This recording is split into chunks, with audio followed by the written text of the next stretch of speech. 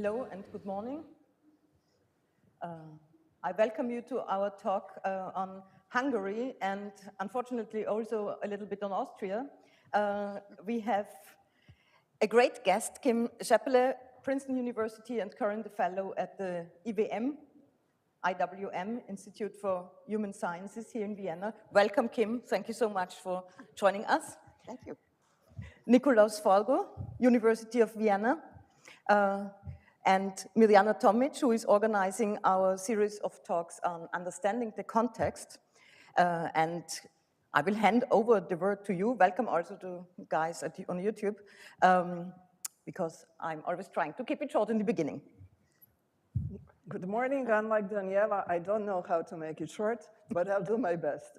My name is Mirjana Tomic. I used to be a journalist. Now I organize and moderate seminars for journalists and academics on Europe and media, always trying to understand the context.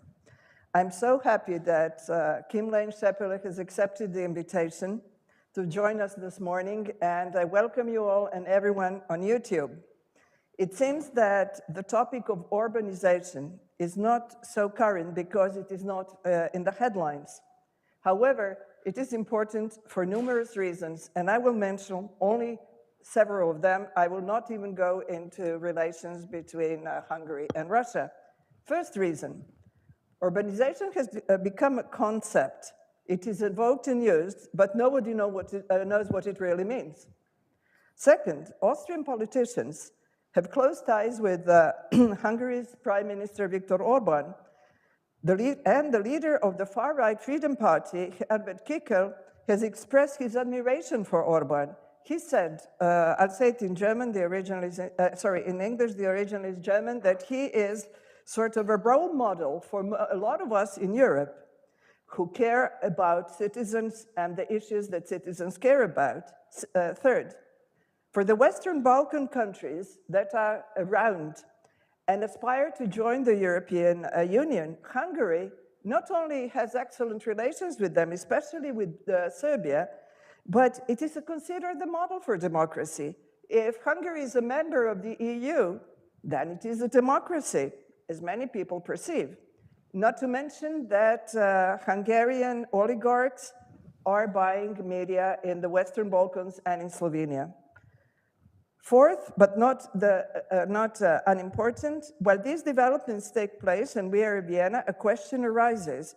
What makes Orbán so popular among certain Austrian politicians? Which part of his strategy do they admire most? To which aspects of his rule should one pay attention before becoming a neoliberal democracy? So what is urbanization? Which are the lessons from Hungary and lessons from Austria? And I will, lessons for Austria. And I will listen to what Daniela said, and I will ask you to look at the CVs of our speakers online. They're all very impressive. So it saves us a little bit of time. So I shall start. My first question will be, the format is, Kim and I will speak for about, she will speak, I'll ask questions for about half an hour. Then Daniela and Nikolaus will comment and also ask questions and see if there are similarities to Austria, and then it is open to questions. So my first question to you is obvious. What is urbanization? Is it an ideology, a strategy, a tactics, a governing model, or a worldview? Kim? Oh, thank please. you. So you start with an easy question, right? So I think urbanization can refer to two quite different things that operate at two quite different levels. So one is this ideological level, and many of you have heard or even reported on Orbán's speeches in which he claims that Hungary is an illiberal democracy, in which he claims, when asked what that means, that this means that Hungary is defending Christian Europe, and that Christianity is illiberal, that it takes a lot of politically incorrect positions. Orbán has become kind of the spokesperson for the anti-woke, as we would say in the US, sort of culture of, proud illiberalism in that sense. And a lot of politicians are attracted to that rhetoric because they think that Orbán follows through with it. I can talk a little bit later about how much of the rhetoric actually is merely rhetoric and isn't really carried out in the policies of the Hungarian government. What worries me more, though, is that Orbanization is also a strategy for capturing a democratic government and turning it into an autocracy while still looking like a democracy. And this is, I think, really much more dangerous, because what Orbán has done when he came to power in 2010 was to pass a new constitution, a blizzard of laws. The effect of all of that has been that there is literally no independent, freestanding institution left in Hungary. Everything exists that looks independent by Orbán's permission within very limited boundaries. So he's captured the Constitutional Court. He's captured the judiciary. There have not been actually free elections, free and fair elections, since 2013. It's impossible to change the Hungarian government by election. And that's been true for the last 3 election cycles. Every single administrative agency has been captured. The National Bank has been captured. And crucially, of course, the media have been captured. So the media space in Hungary is just a sounding board for Orbán's ideology, and the media does not report on this autocratic capture hiding beneath the surface, which is why I'm concerned that most of the world knows is Orbán's rhetoric, and they don't see this reality of autocratic capture. And so when politicians say they want to follow Orbán, I always want to ask, like, on which level? You know, is it just that you agree with these kind of, you know, culture war positions that Orbán takes, in which case he's not your model? Let me just give you one example. Orbán claims he's defending Christian Europe. In the first 2 years of his government after he took power in 2010, he basically drove more than 300 religious organizations out of the country, most of them small evangelical Christian churches. That does not sound like somebody defending Christian Europe, for example. So the question is whether the rhetoric is what's appealing to politicians, or whether it's this autocracy. You know, as you know, Donald Trump and Viktor Orbán have a very close bond. In fact, when Mr. Trump was indicted on federal charges a couple of weeks ago, Orbán gets onto Twitter and says, "We're with you, Mr. President," you know. That's the response to an indictment. And what I worry about, and what I say in the US is, you know, if you think about the Trump rhetoric and which level they're copying of Orbán's, they're copying both. So it's like, come for the anti-woke rhetoric, stay for the dictatorship, you know, because they're operating at both levels. So the question I would have here is, you know, what are the politicians here attracted to? Is it just the rhetoric, or is it also this constructing dictatorship in plain sight, while still having many, I mean, probably many of you would say, is Hungary a democracy? Flawed, but still. But if you can't change a government by elections, which has been true in Hungary now for a decade, I think it's no longer a democracy. Well, I have a follow-up question. Since I shortened my introduction, actually, one of Kim's specialties is how the autocracies develop through law, through constitutional changes. And why do you say that one cannot win fair elections in Hungary? Why this? And at which moment does a country, Hungary, stop being a democracy, becomes illiberal democracy, if that exists, and then autocracy? Yeah, so good question. So actually, one thing I should say is a little bit about my background, which gives me authorization to speak, which is that I moved to Hungary in the 1990s. I lived there for most of that time. I worked at the Constitutional Court in Hungary, learned the language, because I'm not related, you know, in any way. I had to learn the language. And so what I do is I read Orbán's laws. And if you want to know what he's going to do next, his laws are just a very good indicator of that, because it's the sort of blueprint for his political program. So this is what I do. I read Orbán's laws, I put them all together, I figure out how he's acting, and then you watch him carry it all out. So sometimes I actually, you know, look like I'm predicting what he's going to do next, which I'm happy to do later on. But it's because you see the legal infrastructure he builds, and that's how he acts. So on elections, this is all legal infrastructure. So Orbán, when he first came to power, one of the first things he did in 2010 was to say, we're going to cut the size of the parliament in half. It made perfect sense. Hungary had a parliament that was, you know, I think it was 486 members in a country the size of Austria, which is to say that's a lot of representatives for not that many people. And this had been a plan for even the opposition for some time had said, let's lower the size of the parliament. So even the opposition voted for this in the parliament. Okay, so what nobody thought about was what that meant next, which is if you take these single member districts and you reduce them in half, suddenly you have to redraw all the single member districts. That's what was in it for Orbán. So he redraws the districts. In fact, he comes out with a law, it's 150 pages long, and the law says, here are the districts. And then the other 149 and a half pages say it starts at the stoplight on the street, goes to that corner, goes here. Like literally the law puts into a law that requires a 2/3 vote of the parliament to change the literal boundaries of every district. So it's not like a principle for districting. Nobody else was involved in this except the governing party itself. And so after it put this law into place, it then eliminated, Hungary had a system where you have these single member constituencies, but you had a second round runoff like the French presidential election. So if you had like 8 people running in a district and nobody won 50% in the first round, the top 2 would go to a second round. And so that would ensure that whoever won the district actually had substantial support. So they eliminated the second round runoff, and then they redrew the districts so that in 2014, Orbán won 43%, I think it was, of the domestic vote, and he won 91% of the districts. That's how extreme the gerrymander was. In the next election, he won 87% of the districts, I think. And in this last one, in 2022, 83% of the districts. I mean, and the last time he had 53% of the vote, but still, it's this huge thumb on the scale, and it's done through districting. So that's on one side, but Hungarians get 2 votes when they go to the polls. So you vote for your individual representative, and then you vote for a party list. It's basically the German system. So they also fiddled with the party list system. So how does the party list system work? Well, you vote for a party, but if when you voted for your individual representative, your person didn't win. So suppose you've got the red, the green, and the blue parties, and you voted green, but the red won. So the question is, what happens to your votes when you voted for somebody who lost? This is called the lost vote problem.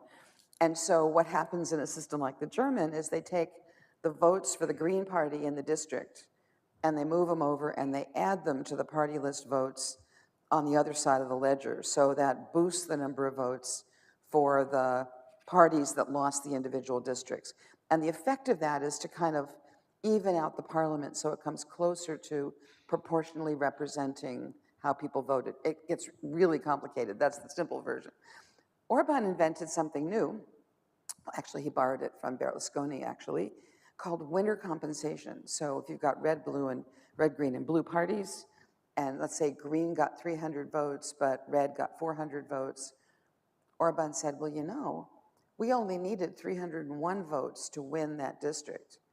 The extra 99 are also lost votes because they weren't necessary.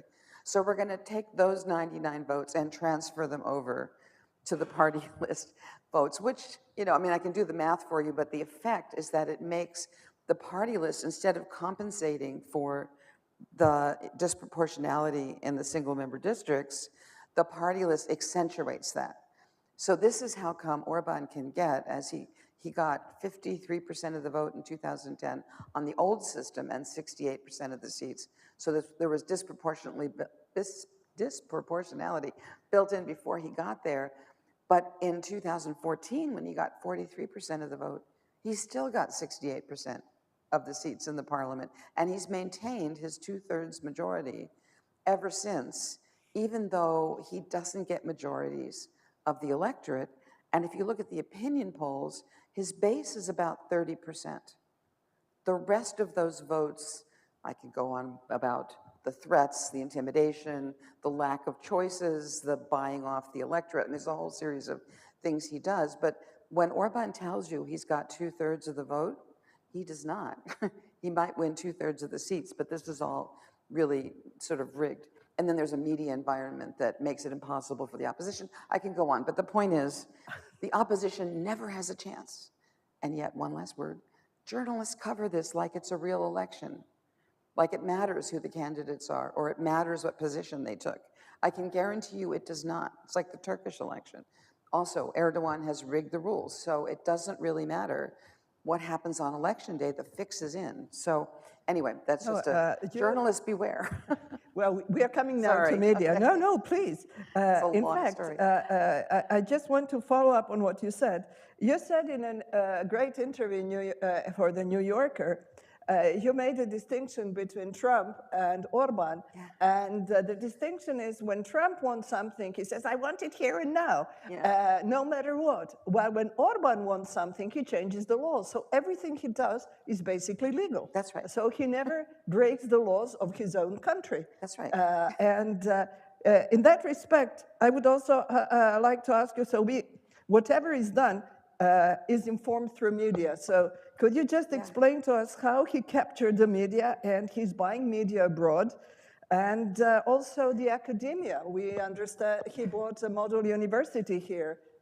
Right, absolutely. So let me say something about the media laws. So when Orbán came to power, there was already a kind of right-wing media akin to the Fox News ecosystem in the United States, which had been bought up by his oligarchs, fair and square, and they were promoting this kind of government message. Once Orbán got to power, he then had control over public media. And with public media, it was just Orbán's good luck that Hungary was under a massive IMF austerity program, where the IMF is saying you must cut the number of public employees because you need to balance your budget. So Orbán goes to the public television, public radio, and the National News Service and fires thousands of journalists, more or less overnight, and then says to the IMF, you see, we're doing what you want. It turns out, of course, the journalists that were fired were really the independent journalists who might have held him to account.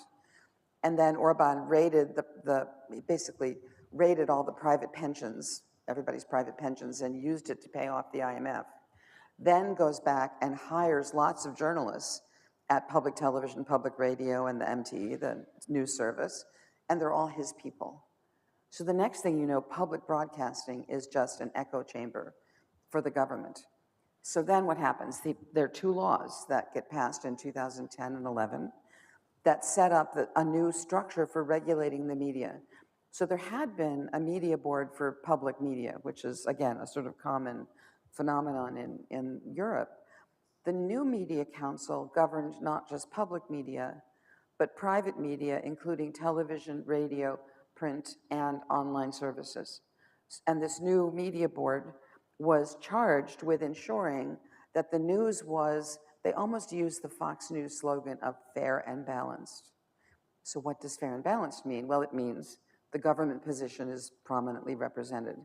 This media board has people on it appointed by the government for 9-year terms, which meant when they were first appointed in 2011, they were going to be there through 2 election cycles regardless of who won the elections, which is to say there was just a blanket government message out through all the media, not just the Orbán oligarch media, not just the public media, but suddenly independent and other party media were brought under this media board, and they started issuing fines.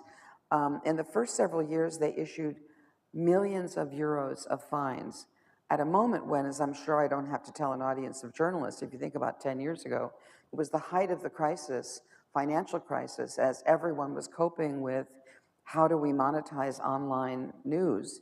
And so all of these journalistic outlets were fragile to begin with. And once they start being fined, then their revenue really becomes very shaky. This is combined with something else, which is that Orbán, it turns out, and I gather this is true in Austria too, it turns out the huge ecosystem of Hungarian media organizations was largely government supported through government paid advertising. So you advertise the lottery, you advertise, every single thing the government does. The huge amounts of ad revenue came from the government, and when Orbán took power, they simply cut overnight all the ad revenue to all the unfriendly media and piled all that revenue on the government-friendly media. So this and the fines, combined with the third thing, was just made all the media shaky. The third thing was, this was more informal, but I got this through interviews I did in 2012. Private companies were told, if you want to ever be eligible for a state contract in any field, you must not advertise with any media that we do not approve. And it was called by some of these businessmen the Lucky Joker rule, because Lucky Joker was the name of the most prominent lottery, public lottery in Hungary. And basically, business owners were told, if you advertise in places that have Lucky Joker ads, you're safe. But if there are no Lucky Joker ads and you advertise there, we will make sure you get no state contracts. So private advertising also dried up. So what this meant, from the outside, it just looked like Hungarian media organizations were failing economically, as in fact media organizations were failing all over the world around that time. So it didn't look suspicious, and it didn't look like it was generated by the government particularly, but between the regulation, the cutting public ads, and the threatening private advertisers, the media really just fell apart in those first few years of Orbán. And it's been a real struggle to get any independent media operating in Hungary. There's still a few, because the new autocrats always make sure there's a couple of newspapers, maybe an online news source, maybe half a radio station or something, so that when outside observers come in, they say, look, we have a free press. We're criticized by the ATV, which is the last remaining, sometimes independent TV channel, only on cable. Or look, you look at the newsstand, there's a newspaper criticizing us, and therefore we're not really a dictatorship. But, the situation for the media is really dire. What about the academia? It has been captured, and you have an interpretation that Corvinus University has like several tasks at the moment. Yeah, so Orbán has been now, he did things kind of step by step. So media were one of the first steps. Universities are one of the last steps. So you'll all know that Central European University is now here in Vienna, because Orbán's folks passed a law that basically said, if you're going to be a university that's chartered in another member state, then you must have a whole set of requirements that every single private university in Hungary met except CEU. So the law was really targeted at CEU. So as a result, CEU moved here. And many people assumed that was the end of it for higher education, but it wasn't. So there have been a series of steps, again, all legal, through which first the Orbán government defunded student fellowships. So if you want to go to university in Hungary, before Orbán got to power, it used to be free. Now there's very high tuition. And if you only get student fellowships if you're one of their people. So it's not surprising when surveys are done now of college students in Hungary that Fidesz is very popular, but actually the most popular political party is far-right Jobbik, because it's natural selection, right? If the liberal students aren't getting fellowships and it's expensive to attend, they all leave. So university students are now overwhelmingly very conservative. The Hungarian government then went after the Academy of Sciences, and they defunded and stripped the Academy of Sciences of all of its research institutes and stripped all of the academics working at the Academy of Sciences of tenure. And they've been sort of selectively defunding projects and firing people across the range of researchers. And the most recent thing, which started about 2 years ago, is again, all by law. The Hungarian government has created a set of private foundations that the government has magnanimously donated universities to. So literally the parliament would meet, and there'd be this foundation that was created as a private law foundation. So no public money, no public anything. The parliament would meet and donate a university, the buildings, the people, the libraries, the student, the entire thing, to this private foundation. And then you wonder, well, why would they do that? And the answer was, the boards of these private foundations are all political hacks appointed by Orbán. In many cases, they were even government ministers. They were certainly longtime party loyalists. Almost none of them had any background in academia at all. And these boards were given complete control over the universities. And the point of moving them out of the public sector was that all the university's funds suddenly became invisible. So no more public audits, no more public procurement contracts. The boards had the possibility of dissolving any property and, with no public eyesight on it. It got even more suspicious when the government started donating shares of the Hungarian oil company, resorts at Lake Balaton to some of these foundations. And it was clear that it was meant to be just something for Orbán's circle to be able to generate money out of public sight by taking formerly public property and being able to sell it and put the money in their pockets. The effect of this on higher education, though, is that these boards now control everything about these universities. And they've started now with the constitutional law departments. When Orbán brought in his new constitution, they canceled the effect of 20 years of constitutional court judgments all at once. And these are judgments now with no legal effect. The Orbán people, these boards, are sending fake students into constitutional law classes to make sure that constitutional law faculty are not teaching those old cases anymore. And there have already been several people fired, faculty fired for teaching the old case law. Right now, that has chilled everyone else into not teaching the old case law, which would have undermined Orbán's position, you know. So anyway, they're really literally now going into individual classes and firing individual faculty because, of course, when you make public universities private, you also get rid of what passes for tenure in most European countries, which is that you're a public employee with guarantees against being fired. Once you become an at-will private employee, you have no such guarantees. So they're literally, as we speak, going point by point by point through the universities and culling out all the faculty who have objected to them. So then finally, we want modal. So as you know, there's something called the Matej Corvinus Collegium, which kind of looks like a university, but it's not. There is a Corvinus University, which is separate from this MCC thing. So the MCC looks like a university. It's actually a foundation that is the training boot camp for young Fidesz people. Fidesz has a youth movement called Fidelitas, and MCC is where they go through their kind of training. It's like young pioneer training in the communist time, if any of you know what that was. So it's literally ideological training for the next generation. And they've now got a number of different outposts. So they fund something called the Danube Institute, which is an English language boot camp training for conservatives, you know, Orbán-style conservatives around the world, based in Budapest. They just opened a foundation in Brussels. And this, you know, a couple months ago, they just bought Modal University here in Vienna. So I'm not sure it's clear what they're going to do with it. One possibility is that they just use it to do German language boot camp because they already have an English language boot camp for training, you know, the new illiberal Democrats.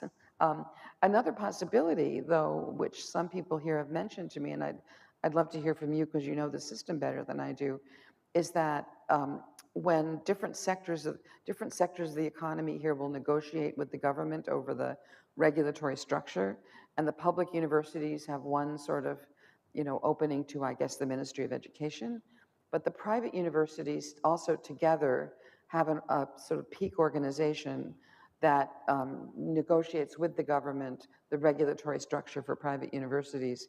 CEU's in that, now Modal is in that, and now Modal is the Orbán front, and the question is whether they're just chasing CEU to generate more unfriendly regulations for CEU to drive it out of Austria. That's one Hungarian theory, but we don't know yet what they're going to do with Modal, but they're here already.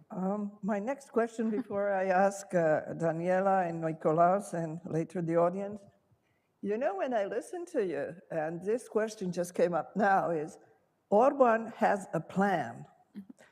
Does he have a plan, but he has changed so much over time, or he only thinks of like next 4 years, and does he have a long-term plan or a short-term plan? And what is this plan? And what is this society that he strives to construct that far right in Europe wants to emulate?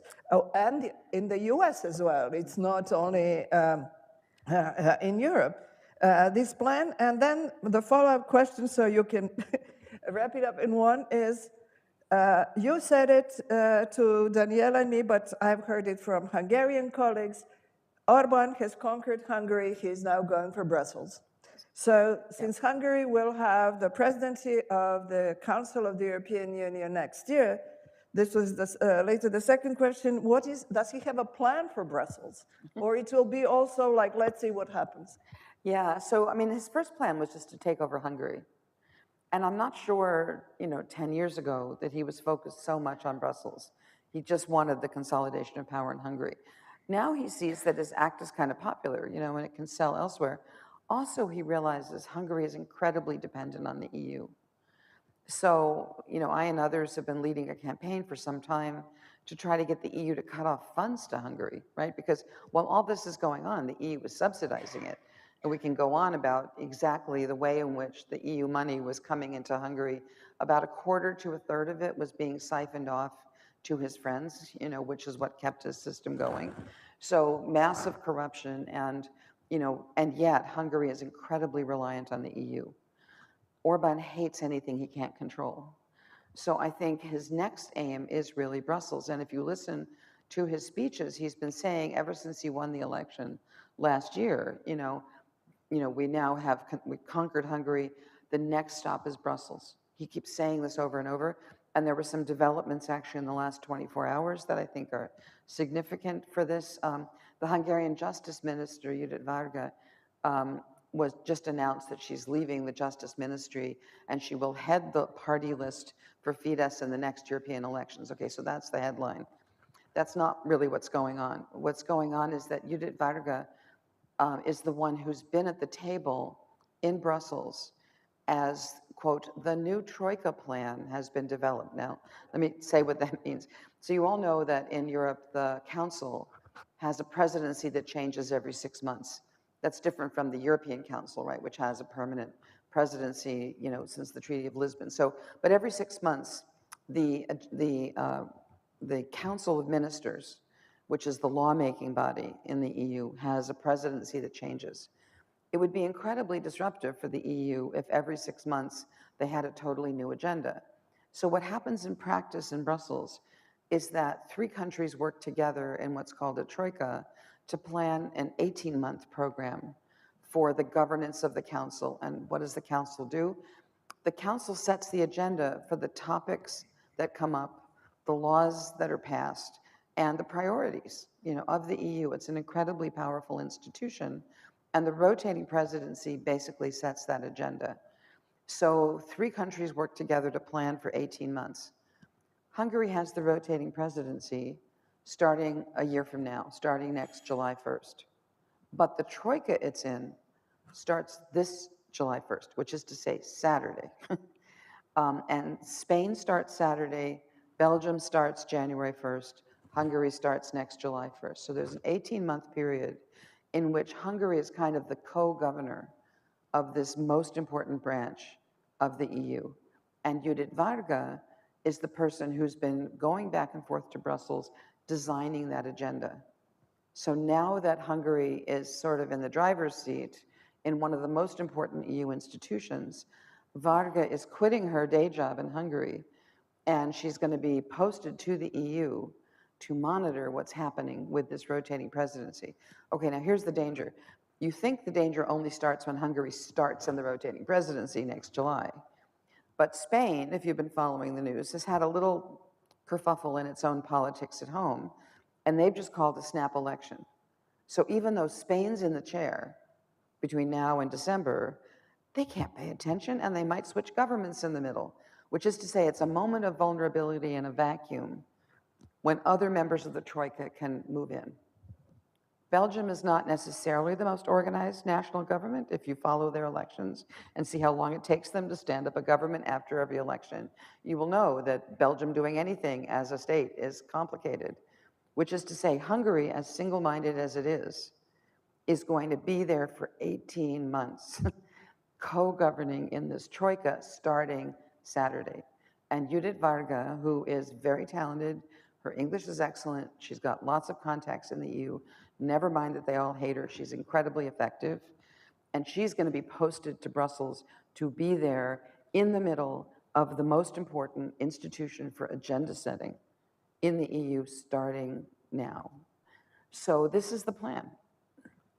And then, of course, there's the plan to work with lots of other member states to bolster their Orbán-friendly political parties in time for the election next May. You know, European elections are low turnout elections, so any concentrated effort to try to get the vote out in a particular segment of the electorate is likely to have an outsized effect when you have a low turnout election. So Orbán is gunning for Europe. I mean, this is really serious, and he's got the personnel, he's got the opportunity, and he's going for it. So coming soon. But to an Kim, EU near you. I'm still failing to understand one thing. What is this, his dream society? No immigrants, no gays, happy families, or something else? Yeah. What Well, so here's the interesting thing. I mean, if you look at Orbán's actual policies on all the things he screams about, they are not consistent with what he screams about. I don't know if you want to think of that as good news or bad news. It depends on whether you like what he's saying. But take immigration. So, you know, he's the guy who was putting up the fence, screaming about, you know, the Islamization of Europe because it's a Christian society. It should not let in Muslim. I mean, you've heard all the rhetoric.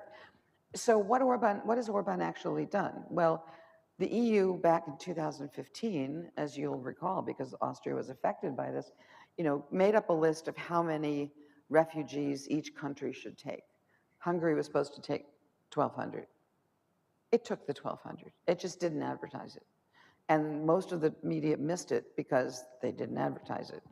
At the same time as Orbán's putting up a fence and talking about Christian Europe, the Hungarians had the least expensive way to get a permanent residency permit in the EU. I think it was 25,000 euro that you could spend and get a lifetime residency permit. And at the same time that he's putting up the fence, he's selling residency permits to anyone who wants them and can afford them. Most of those residency permits went to Chinese, rich folks from the Gulf states, and Russians. And many of those were, shall we say, not necessarily from Christian societies. And in every partnership agreement Orbán makes, he's got a rather unconventional foreign policy where he's been cozying up to dictators, making deals that are classified as state secrets in Hungary, so we don't always know what they are about. But one thing they clearly are about is that as part of all these partnership agreements, he makes deals to import students from all of these, you know, authoritarian countries to come into his new corrupt university system. And many of them are also not coming from Christian countries, right? So if you look at his policy on many other fronts, it turns out that, and actually they just passed a law last week on bringing in, I think it was 100,000 guest workers, so because they have a labor shortage. So Orbán's rhetoric on immigration doesn't actually match what he's doing. That said, they're plenty cruel to everybody at that border because they have this performance, which unfortunately has real victims, of people who are coming on the Balkans route, sort of up through Serbia to the Hungarian border, and that's a very dangerous border to cross. So that's serious, but that's not the whole story about immigration. Ditto with people of, shall we say, flexible genders. Again, terrible rhetoric. There's a law that bans, movies and books aimed at young people, which the EU is now suing over. But the law on same-sex civil unions, which was put in place in 1995, is still there. The Pride Parade still goes on. There's a lot of nasty rhetoric, right, which has nasty effects. But Orbán hasn't really taken concrete steps, to demonize the gay community directly, in the sense of changing gay marriage. It's very difficult if you're a same-sex couple to adopt. That policy preceded Orbán, he didn't change it.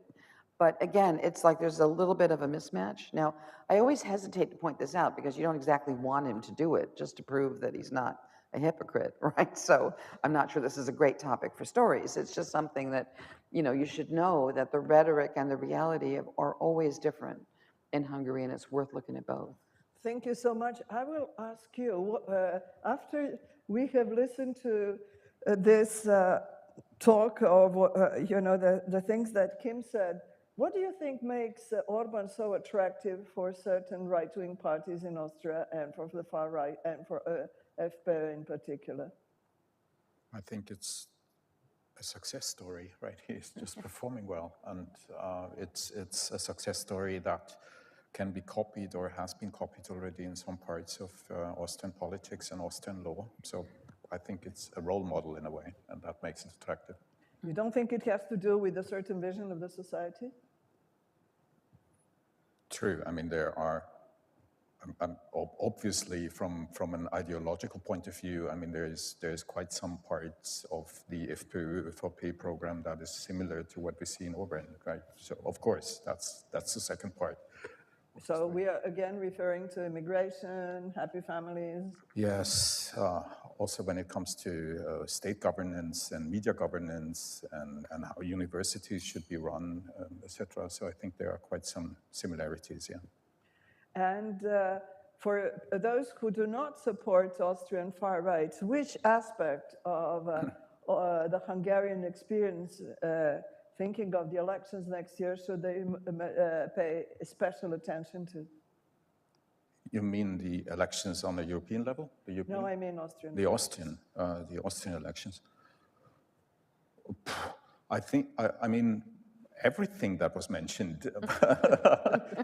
I mean, academia, we are facing quite the same issues that were mentioned. In media, we are facing quite the same issues that were mentioned.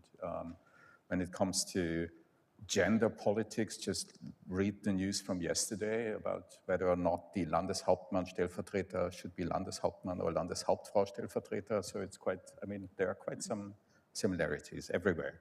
I don't think that there's just one branch of politics where you can state this is Orban style in Austria. There is one thing that is different still, and that is the starting point. And, you know, it depends where you start.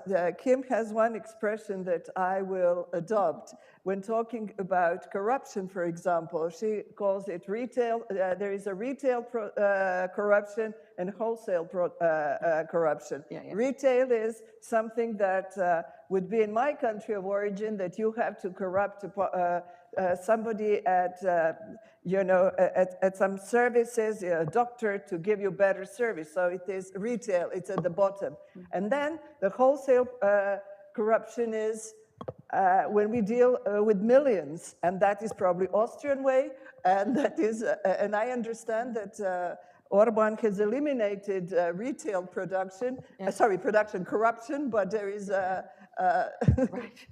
Yeah, the wholesale continues. Yeah, if I can just say something about this. So the government prior to Orbán's, the socialist liberal government, was kind of famous for this kind of retail corruption. So you go to a state office as a matter of right, you should be able to get a passport or, you know, have your social security system, you know, kind of entry in the records changed or something like that. Every time you dealt with the state, you ran the risk of being asked for a bribe. And people hated that. That's one of the reasons why they voted against the socialists in 2010. Socialists also made the country bankrupt, which was another problem. But when Orbán came in, literally, he has a lot of discipline in his party, and he just banned all of these bribes, and it worked. I mean, literally, you could walk into any state office and be granted the service you were entitled to without having to pay bribes. But Orbán siphons all the money off the top through state contracts that go to his cronies. There's fake competition for these state contracts. And there's a group, in fact, you can Google them, they write in English, called the Corruption Research Center Budapest. Corruption Research Center Budapest.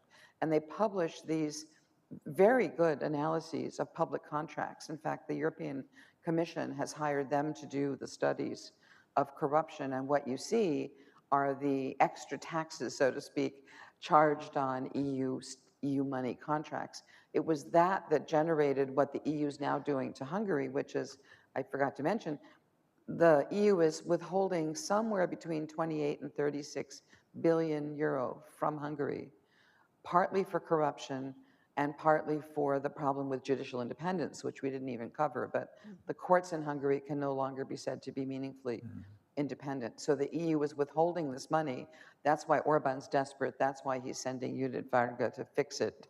That's why he wants to take over all the EU institutions so that the money keeps flowing, but he doesn't have to do anything. That's his ultimate goal. Sorry, I finished that thought. Thank you. Daniela, I know you have taken, I saw you have taken notes, and you're an expert on Austrian media and media scene and policy. Where is the starting point here in comparison to what Kim said? Well, too many topics of what you said had a very strong resonance here with regards of the situation in Austria. So what I think we have a very sad date tomorrow, which will be the last day for Wiener Zeitung, which is a very old newspaper, the oldest in the world, 1703, and tomorrow the last issue will be there. And instead of this newspaper, with a pretty good set of journalists, there will be a very intransparent situation with a funding of 16.5 million euro per year, including journalist training. So there is one question that I want to ask you and go back to you. Can you elaborate a little bit on the situation of the training and education of journalists? Because I think this is also a very important issue. Right. Yeah, such a good question. So Hungary had a lot of good journalists. When I lived there in the 90s, a long time ago, there were something like 12 daily newspapers, of which not all were excellent, but quite a few were really very good. Excuse me. And the Orbán government has systematically closed the best of them. And the journalists have been scattered. Many of them left the profession, many of them left the country, actually. In fact, one of them is here in Austria. I'm talking to him later today. The journalists were really, the professional journalists were really, all the opportunities were closed to them. So how do you get new journalists? Well, a lot of them are coming up through this, Matthias Corvinus Collegium boot camp, right? It's part of the political education to figure out, how to present the Orbán government in the best light. And so you see people coming in not through, a kind of independent, curious mind, but instead up through the party apparatus and into the party-supported media. And so, journalism programs in universities are basically dead. I might say also that, Orbán banned gender studies while we were on gender. And I should say, just so you know where I'm coming from, that I was the founder of the gender studies department at CEU, which, by the way, was never affected by Orbán's decrees, in part because they're now here. But still, I mean, they've been literally, the university attacks are also affecting journalists. So, right now, the opportunities for people to go into the profession of journalism are extremely limited. There are a lot of freelance journalists. So one thing I do is whenever, journalists are coming from outside Hungary into the country and they need fixers or translators or whatever, I often put them in touch with extremely good underemployed journalists who don't have anywhere to go. So the new people coming in are coming in out of the Orbán kind of propaganda apparatus, so to speak, which, by the way, has, even though the Hungarian state is missing all this EU money now, they just increased the budget for the Matthias Corvinus Collegium, which is where this kind of propaganda machine is centered. So that's where they're coming from. Okay. When we were talking, you mentioned that what the Orbán government says is not what they do. Yes. So what would be your advice in terms of public debate, where to look at? Because there is in Austria there is the SNU, strategic necessary nonsense, which is a term that is framed by one of the communicators of the FPÖ. Yeah. And so this reminded me of this SNU. So what would you, from the Hungarian experience? Yeah, so actually, so I used to be a journalist, I should say, to a group of journalists. Yeah. And my real inspiration, this is a long time ago when I did this, was an American journalist called I.F. Stone. And there's a documentary called I.F. Stone's Weekly, which is really a wonderful inspiration for journalists. And this was a guy who was banned from covering all the state institutions in Washington because he was a victim of McCarthyism and he was too far to the left. And so he had no access, could get no interviews. And what he did was to just read the congressional record every day, right? Just read the documents and read something called the Federal Register, which is in the US, this boring list of every single legal enactment, every single piece of the US government is doing. And he published this newspaper, which had more scoops more breaking news than any other paper at the time that it was being run. And it's because a lot of really good news in the sense of important, newsworthy stuff, is hiding in plain sight. So this is what I suggest for journalists to do. I mean, and certainly in Hungary, but also here, because I don't usually go to Hungary because the last time I went, I was met at the plane door by uniformed police because I'm a little bit of a persona non grata because I'm the one who calls them out. I'm the one who says they're about to do this before they do it, and the government doesn't like this.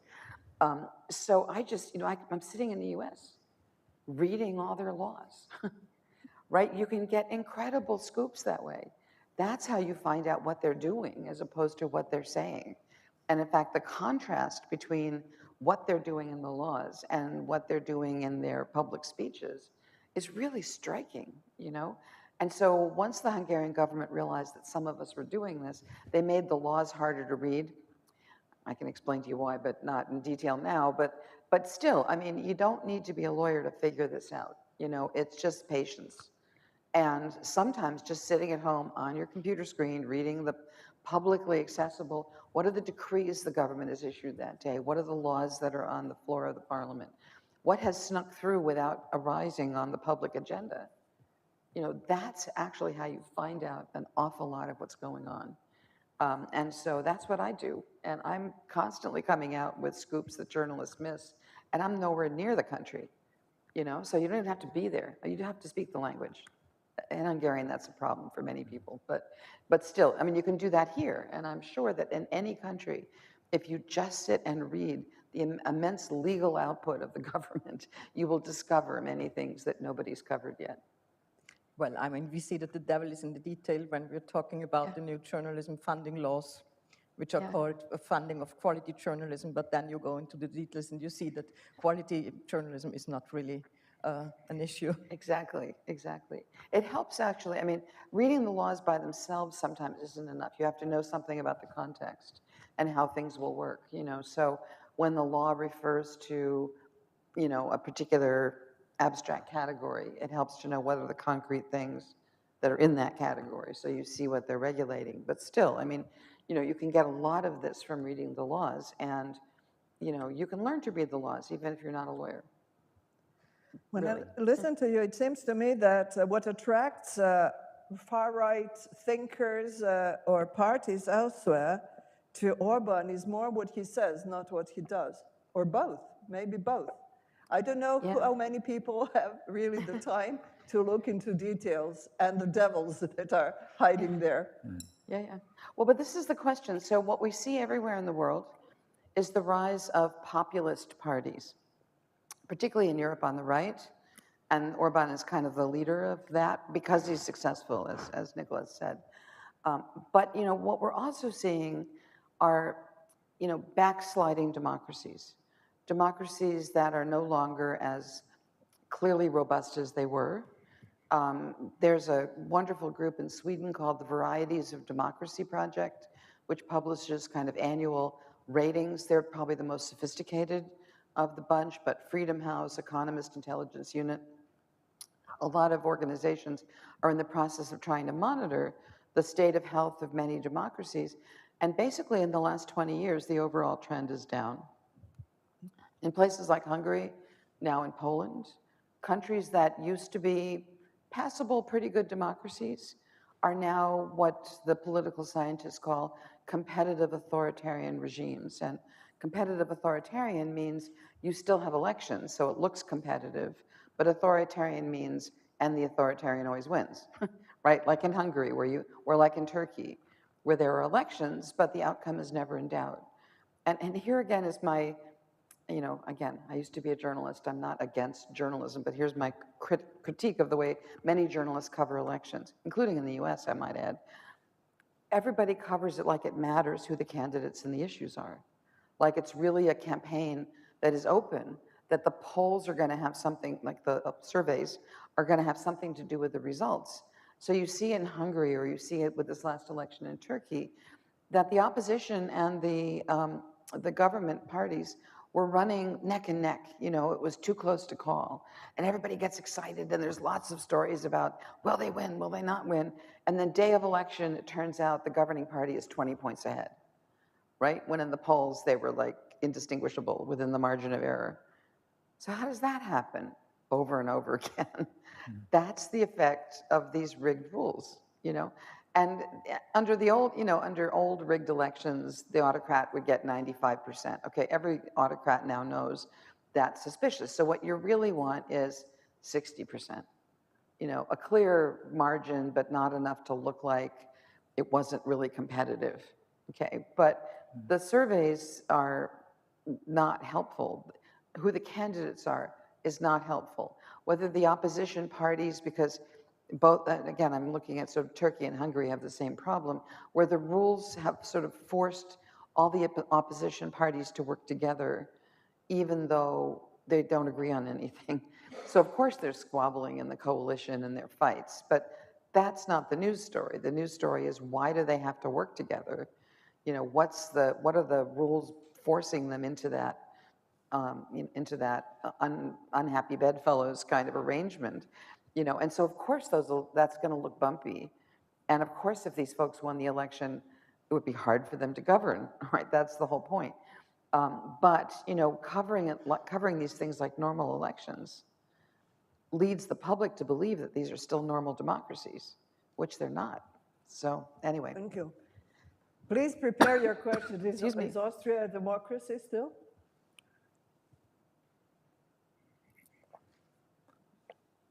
I don't know. I mean, I don't know. I mean, it very much depends on what you call a democracy, right? I mean, when you look at it from the surface, obviously it's a democracy. When you dig deeper, wherever you go into, things erode, right? And I mean, I don't think that there is a tipping point or a turning point where you can easily tell now it's no longer a democracy. You know, it's a slippery slope, and we are in the middle of this slippery slope, I think. And you can see it wherever you look into. Thank you. May I open the floor? Yeah. Go ahead and just please introduce yourself. Yeah. Krauchmark Institute for the Danube region, Central Europe. Actually, mentioning universities and the Modul University here, institutes, recent months in Austria were approached by the MCC, Matthias Corvinus Collegium, for having some MOUs to exchange students. Yeah? Yep, that's what they do. So it is in line. Now, I have two questions. The one is about urbanization, also in foreign affairs, being critical about democracies, and on the other hand, other side, being friendly to Putin regime and some similar regimes. Yeah? How do you see that and the influence in Europe, given also the fact that Mrs. Vargas is going to be in Brussels in a difficult, important position. The other question is actually the problem in Hungary.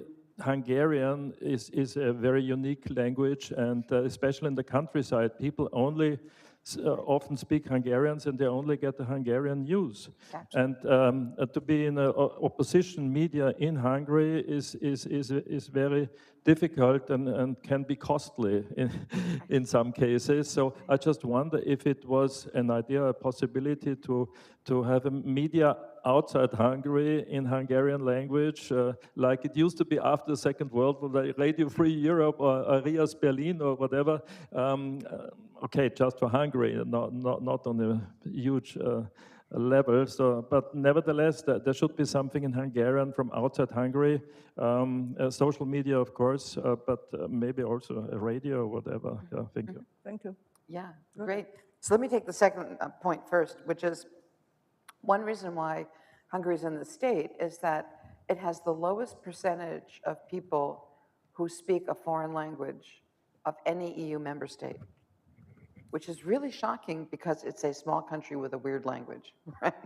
But still, and Orbán has contributed to this by eliminating the foreign language requirements in schools. because it's a closed media environment. So he doesn't care if you go there and speak English or German or whatever, because his people won't understand it anyway. So it looks, if you go there to participate in a conference or, you know, something that's in a foreign language, it looks completely free because he doesn't care for this reason. So here's the, you know, I was trying to convince the US government to reopen, you know, Radio Free Europe, you know, in the Hungarian service. And actually the US government tried, and they opened a kind of service. They hired some of these fired Hungarian journalists, and then Trump was elected and it was canceled. And for various reasons, the US hasn't been able to put the money into it. I mean, I can go on about American dysfunctions, but yeah. So here's the chilling thing. The Orbán people have now bought a controlling stake in Euronews. Because that's the other one, right? Because at least you could get the half-hour, you know, news cycle translated into all the EU languages. That was getting defunded, it was privatized. Orbán's people now bought a controlling stake in Euronews. They see that's a problem. So that makes me think that if you want to think about, you know, how to preserve democracies when it's largely less educated people, people in the countryside, people who don't speak foreign languages and don't travel, you need to bring the news to them in a language they understand. And so, you know, it seems to me one of the best investments that the EU could make is in a proper news service that operates in everybody's languages, right? I mean, that would be for Hungary, but also for Poland, for Bulgaria, actually for France, right? So anyway, I mean, I think that this is an important thing. On foreign policy, so everybody makes much of Orbán's connections with Putin, which are real and which are serious. And as you see, Orbán is the, you know, whenever the EU has to act unanimously, as it must do with regard to foreign policy, Orbán's been threatening to block all the Ukraine sanctions. He's using his veto in foreign policy to defend, basically to defend Russia in the Ukraine war. Most recently, as you probably saw, there were, was it 11 or 13 prisoners of war, Ukrainian prisoners of war held by Russia, who were given to Hungary through the mediation of Patriarch Kirill. And I think they were in Hungary for medical treatment, but the Hungarian government was not allowing them to talk to the embassy in, the Ukrainian embassy in Budapest. So they were holding prisoners of war on behalf of Russia, who were prisoners of war from Ukraine. And several of them have been released, but several of them are still being held. So this is really a tight connection, shall we say, between Orbán and Putin. It's important to put this in a bigger context, though. Orbán never allows himself to be controlled by anyone. So saying he's Putin's puppet is just wrong. He's being controlled by a lot of different oligarchs, a lot of different autocrats. So in addition to Putin, Orbán has very tight relations with the Chinese, who just agreed, I think last week, to build yet another battery factory in Hungary with pollution consequences, and the chemicals needed for the battery factory are going to be taken by train from China across Central Asia, like into Hungary, with all the attendant environmental risks and so on. So Hungary has all these relations with the Chinese, also with the Gulf states, also with, also with Turkmenistan. That's where I've seen the agreement, because the famously open Turkmen government actually published the Hungarian-Turkmen agreement on their website in Russian, which was hilarious, because, you know, Turkmenistan, I've actually spent a week in Turkmenistan once. It's like North Korea with, you know, cross between North Korea and Las Vegas, so it's really closed. Anyway, I mean, so they're making all these deals with every single authoritarian regime they can, and they're getting something, right? So what are they getting? We don't know, because most of these agreements are classified. But Orbán sits at the most exclusive tables in the world, because he's not only in the EU, but he's also in NATO, which is of great interest to a lot of these countries. We don't know what he's bargaining with to get money from these countries, because as he saw the EU was going to be restricting their funds, he's been trying to get more money out of all of these rich authoritarian countries. So, you know, oil-rich Gulf states, the oil-rich, you know, Central Asian states, and so on. And he's got a network of people who I think are coming to his assistance to hold up his government, and the question is in exchange for what? So some of it we see, which are his blocking votes, in the EU. So he's not only blocked the Russia sanctions, but he blocked condemnation of China for what it was doing with the Uyghurs, what it was doing with Hong Kong. So with all of these states, he's the blocking vote, which is why you start to see in the EU a number of member states saying we've got to get rid of unanimity in foreign policy because Orbán is dragging us down.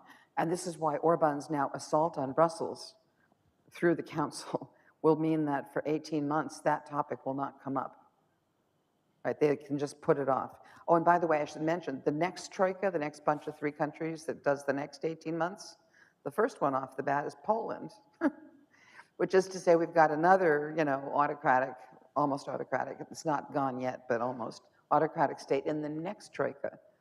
Right, so it may be a long time before some of these issues can be raised. So, yes, so Orbán is close to Putin. I wouldn't call him Putin's puppet. I wouldn't say that he's ideologically aligned. Putin, I should also mention, I spent a lot of time in Russia. My husband is Russian. I have family in Siberia now. I know Russia pretty well. Russia and Hungary are still very different, ideologically speaking. But Orbán needed Putin for the money. Orbán is completely transactional. If you're covering him, the thing to say is it's always about money, follow the money. And this is where his foreign policy is coming from. More questions? Clemena. Clemena? Yeah. Here. Hi. Thank you, Kim. This was, as always, very interesting. Please introduce yourself. Okay. My name is Clemena Antonova. I'm from the Institute of Human Sciences, where Kim is now one of our fellows. Yeah. And I've been to several of her talks, and they're always very exciting, so this is why I wanted to come today. And, I think I have I think 2 questions, really. So on the one hand, we are noticing this erosion of democracy through completely legal means. And I think that this is what makes it so scary, Yeah. So is this something that is very typical of these authoritarian governments, or is this a tendency that has preceded these governments and we see generally in many democracies? For example, I've been thinking of, when I talk to my American friends and ask them, why do you just vote for these 2 establishment parties that are not that very different from each other? Why don't you have another party? And they always tell me, oh, but this would be very expensive. And then when I ask what is expensive, one of the things that comes out is that if you have another party really coming on the scene, the other 2 parties start suing you for all sorts of things. And, so I'm wondering to what an extent this is something that authoritarians like Orbán are just using in a much more consistent way, but it is a tendency that you see elsewhere, and it makes it even more interesting. And then the other thing is that, because as you know, I work on Russia and conservative circles within Russia. I find this very interesting that, Orbán has been sort of exporting quite successfully this model and forming alliances with others. To what an extent do you think that this could actually work and be something that is not just within Europe, but also conservative circles in America and so on? Yes. So such good questions. So to what extent is this happening elsewhere? So one of the first models was Putin himself. And what's so interesting to me, particularly about the East European ones, is that Putin's a lawyer, Orbán's a lawyer, Kaczynski in Poland is a lawyer. A lot of the guys who do this are lawyers, or like in Erdogan's case, not a lawyer, but he's got this close circle of lawyers that he works with. And Putin actually did this in Russia first. So, the 90s in Russia were chaos, no law to speak of. Yeltsin governed by decree. He was not the slightest bit interested in law. So when Putin came in 2000, what he started doing was working with the parliament to pass all these draft laws. So I should say I was working at the Constitutional Court in Russia at that stage. And the judges loved him because suddenly you knew what the law was that you're supposed to apply. you know, judges used to have these shoeboxes full of decrees trying to figure out, is there one that applies here, you know? And so Putin came in and did these kind of framework laws to bring some order to Russia. And then about 5 or 6 years into Putin's term, for reasons that you know, I'm not a mind reader, but, you know, the laws started tilting the power back toward him, which is to say, rather than just being sort of neutral laws that opened up a level playing field, they started consolidating his power first over the parliament, then over the courts, and so on. So that was kind of the first model, actually. I mean, Orbán's not the first. Orbán's more elaborate than Putin, because there was a point at which, once Putin got enough control over enough institutions, it was like brute force after that, you know, so it wasn't as legal. And I think the extreme legality of the Orbán regime, and sort of Poland, which, anyway, we can talk about Poland, it's a separate story, has to do with the fact that they're in the EU, because, you know, they have to follow EU law. And the Commission has been asleep at the wheel trying to enforce EU law, but they sort of know that there are limits. So that in some ways provides a bottom line on the use of overt force and the requirement of legality. So good news is that it could be far worse. But this is happening in a lot of different places. That said, not every single right-wing, or for that matter, left-wing populist does this. So 2 examples of ones that don't were Trump and Bolsonaro in Brazil. Both of them were just chaotic, right?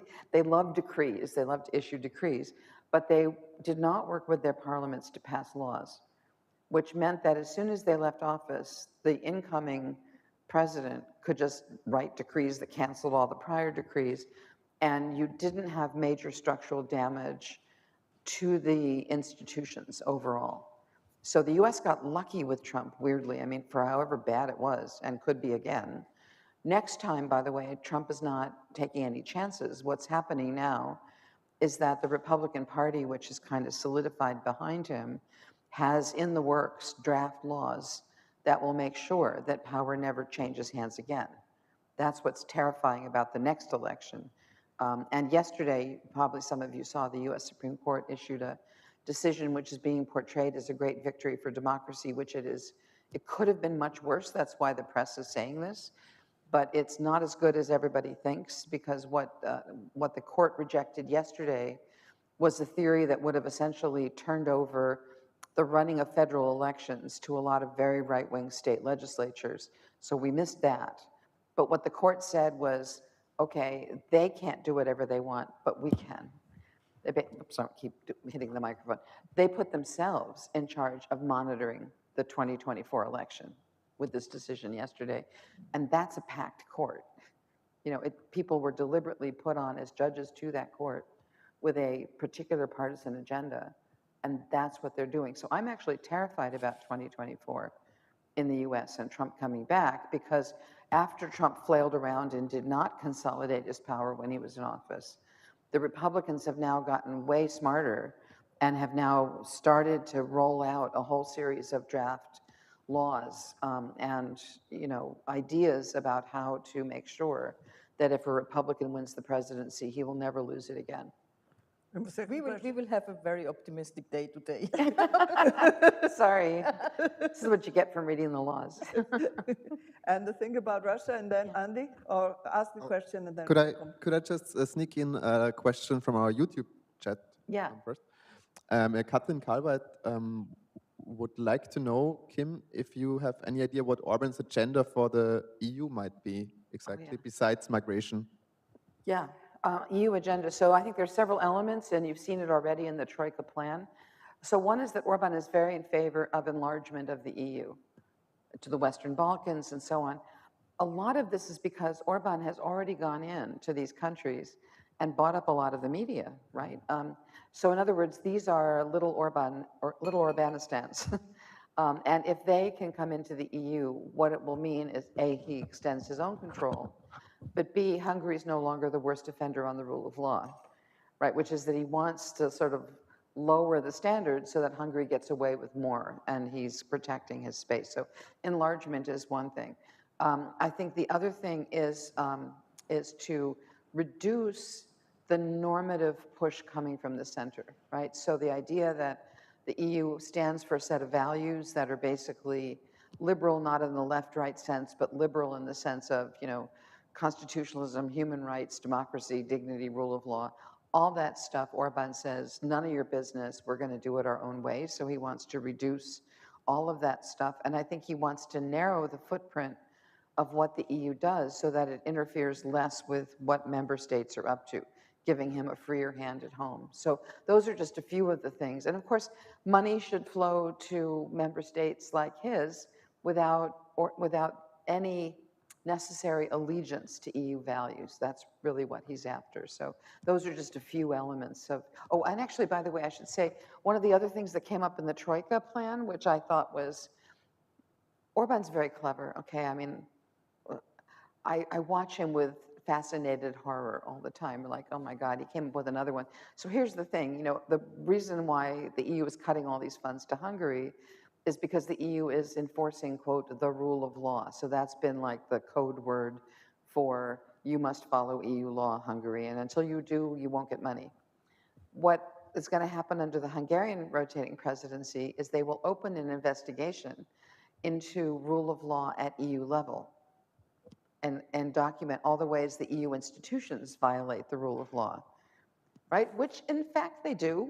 I'm not saying they don't have a point, but the EU is a fundamentally different thing than a state organization, and a lot of the reason why they violate the EU is that all the member states get together and say, gee, I don't know, we don't want those rules, let's do something else, which is exactly what Orbán does, of course, right? But what he's gonna try to do is turn the mirror around and try to discredit all the EU institutions so that when they enforce rule of law norms against Hungary, it will look like double standards.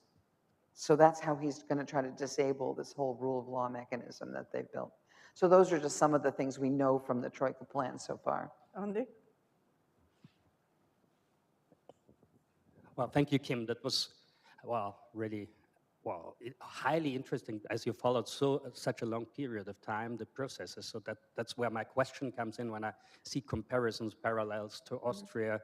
When is the moment when we don't see anymore what happens? So when I come to the example, Daniela, for example, just our little Austrian media world, no? When the education of journalists is transferred to the full responsibility of the federal chancellery. And we say, of course, well, it's just money, there's good people doing it, we know many of them, they are critical journalists still involved, but well, that's what's going on. And when we're talking well, we're doing a lot, sorry, I didn't introduce myself, I'm from the Academy of Sciences and Medienhaus Wien, which is doing a lot of research also on the advertisement topic. We did over years now with the famous Austrian word Inseratenkorruption, which nowhere else exists, I think.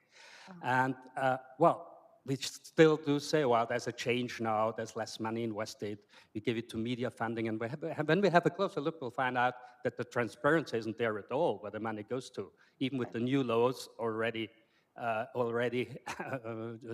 in act, or the new laws coming we're discussing. And well, taking all those examples, and when the Matthias Corvinus University comes to Austria, we say, well, come on, it's what they brought in with the Chamber of Economy in Austria, and in Austria we have a solid educational system, and what should happen? I mean, come on, yeah, we're in Austria. And when was the moment in Hungary when the catch-22 moment, when we saw that, but you couldn't step out of the circle anymore? And when is the moment in Austria when I listen to Nikolaus, who's one of those who really look closely, perfectly into all the new laws coming and saying now, well, we see they're eroding democratic, that democratic system here and there, but when is the moment, when was it over in Hungary? When was there the moment where you only had the chance to leave the country or to stay in the circle, seeing what's going on maybe, and many not seeing it anymore, and when comes the moment in Austria? Yeah. Do you want to take that? I don't know whether this is going to me, I don't think so, but just Yeah. as a comment, just as a short comment to this, I just want to remind everyone sitting in this room that 6 months ago, the media spokesperson of the Green Party was sitting here where I'm sitting at the moment, 60 journalists at the other side, all of them being upset about the law on the Wiener Zeitung. She stated that's not really a problem. What are you talking about? And the law simply passed through without any significant change, right? So, and she was sitting here, 60 people from media arguing intensely against this, and no change. And you can see this everywhere. I mean, it's no change. Last week in the ORF-Gesetz, right? It was again in the parliament, no changes at all. Although quite some people were quite concerned about what is in the law. So this is why I think it's very difficult to tell when the problem is so evident that you should better leave a country. Yeah, so it won't be a moment. Like if you wait for the moment, you'll miss it, right? So it's more like a gradual process where you have to put a lot of pieces together and see where it's going. So the first thing is that I'm writing this book about a number of failing democracies. Hungary is my primary case, but when you look across a number of failing democracies, the first thing that fails is the party system. And you see it when the big parties that have traditionally gained most of the vote start to drop and drop and drop, and you get new parties coming into the system. The normalization of the far right, which Austria pioneered, is another one of those signs where parties that used to be outside the normative space of a serious democracy start being brought inside. It gets worse when the center-right party adopts the views of the far-right party and tries to outdo them on things. So dysfunctions in the party system are usually the first sign. Along with that often goes the construction of a kind of media empire that no longer thinks truth is the goal. And so the unsettlement of the obvious and the unsettlement of truth, particularly reaching less educated populations who provide the votes for these unconventional parties, that's the next step, right? Is when the media struggle to tell the truth, right? And that's another problem. Then the question is, when you get parties in power, what do they do? And there are two signals, I think, to look for. One is to look at the institutions, most European states are set up this way. The US was not, so it's a little more resilient, but problematic in other ways. There are many public institutions that are designed to be politically neutral. So there may be a media board, or there may be public advertising, Academy of Sciences, public universities, the judiciary, central banks. I mean, a bunch of things, some of which are government institutions, some of which are funds that support institutions that are necessary for a democracy to survive. And the worry is when those start to get captured, or when all the public funds start getting directed to one part of the political spectrum rather than another danger signal. And then the next one after that is when you start getting these laws, the cumulative effect of which is to reduce the checks on the executive. I've had an email discussion with, I think one of you, over the Liberal Party's proposal that the upper chamber of the parliament be dissolved. What's the point of an upper chamber? It just holds things up. It seems inefficient, it's a waste of money, and why do we need it? I would really strongly advise against that because you need lots of checks. You need the public system to be full of inefficiencies, frankly, because anything that's designed to efficiently process the will of the executive through a rubber stamp set of institutions will give you a much easier path to autocracy. Think about Silvio Berlusconi, who ranted and raved against, he was a dangerous guy. He would have wanted to create a dictatorship if he could. He couldn't. And why? Because the Italian political system is so massively inefficient, he could never capture it. And this was a plus for Italy, right? Never mind that they've had a new government every year since the war, more or less, except for his. But he tried and failed to capture the courts multiple times. He tried and failed to, pass laws through the parliament, but because of the complex relationship between the upper and lower house and the Italian government, he couldn't do it, right? So it makes government completely inefficient. I get that, but inefficiency is a small price to pay for democracy, right? And so every time you try to streamline governments and try to get rid of all those extra checks, it just creates this boulevard that the autocrat can march through with his lawyers and just turn the whole thing into a dictatorship. Let me just say one other PS because it's in the news. Israel. So some of you have seen that the Netanyahu government is now engaged in this blizzard of laws too. And the reason why Israel is so vulnerable is that, like Hungary, it's a unicameral parliamentary system where the only check on the power of the executive, because the parliament guarantees him a majority, right? So he's already got a majority for everything he wants to do, no upper house. The only check is the courts. So in a system like that, when the autocrat goes after the courts, it's just like one step away from dictatorship. That's why you've got hundreds of thousands of Israelis in the streets every Saturday night across the political spectrum. It's kind of impressive. And I must say the Hungarians didn't do that, turn out in the streets. They didn't see how dangerous it was. And so whenever I hear proposals from Austria's had its ups and downs, right? I mean, it's not like it's the model democracy in Europe with all, oops, sorry, I keep hitting the microphone, with all due respect to Austrians. But what saves Austria is the complexity of the system. And simplifying it may look more efficient, but it will make it more dangerous. Daniela, you wanted a question? Yeah, I just wanted to end on a more activistic note, like kind of a question from your observations. Yeah. What or is there any advice you would give us what we should do, like us as academics, as non-governmental organizations, as journalists, as citizens? Yeah. Yeah, so so as you can probably tell, I think it's a mistake to mostly cover the culture wars, to mostly focus on all the terrible things that right-wing populists say about everything, right? I mean, yes, it's designed to be a trigger, but it's also designed to be a distraction, right? So it's not that speech is harmless or that you shouldn't pay attention to it, but not only that, right? The question always is that hiding something worse underneath the surface?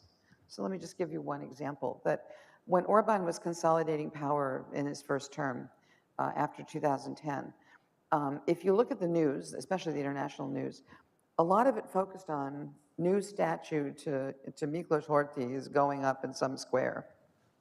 Statue to some other raving anti-Semite from the 1930s is going up in a public square. And the liberals in Hungary, liberals, again, not so much left-right as in defense of constitutional democracy, were running from one statue to another to protest. And what I learned, again, I'm reading from a distance, right? I'm not even there, is whenever there's a statue going up, you got to look at what's on the agenda of the parliament that they're trying to distract you from, right? It was that regular, that every time there was a statue, there was a statute, right? And the statute was actually more relevant than the statue. So it's important not to ignore the rhetoric, because of course that's how they whip up their supporters, that's how they look, and rhetoric is not harmless. But what's also harmful, maybe even more harmful, is when they lock in their power by law, when they destroy independent institutions by changing the funding patterns, by changing the technical rules. And it's really important for journalists and also for academics to take that tangle of what looks like impenetrable legalism and make it accessible to people, because that's what they need to be able to vote sanely the next time and not just pay attention to the rhetoric. So, if anybody wants a crash course in how to read laws, let me know. This is something I wish law schools would do, right, is to have courses for journalists. We're talking about training journalists, and not how to be a lawyer, because the point isn't to make up the new legal arguments, but how to understand what law is doing. How to understand a court decision, how to understand a statute, because this is the new frontier of control. And precisely because most people look at the law and say, oh, it's too technical, they get away with it. So this is where we all need to be better lawyers, even if we're not lawyers. So that's what I would say. Thank you so much, Kim. I think that the overall title is Look Beneath the Speeches, What Happens in the Background, because that's where the real action takes place. I thank you so much, Kim. I thank you so much. I thank you, Daniela, and the audience online. You have certainly inspired us. I cannot say we are very, very optimistic today, but at least we have learned quite a bit how to start a new way of analytical thinking. Thank you so much. Thank you, thank you. It's always better to be pessimistic and then be pleasantly surprised, right? I urge pleasant surprises on all of you. Thank you so much. Well,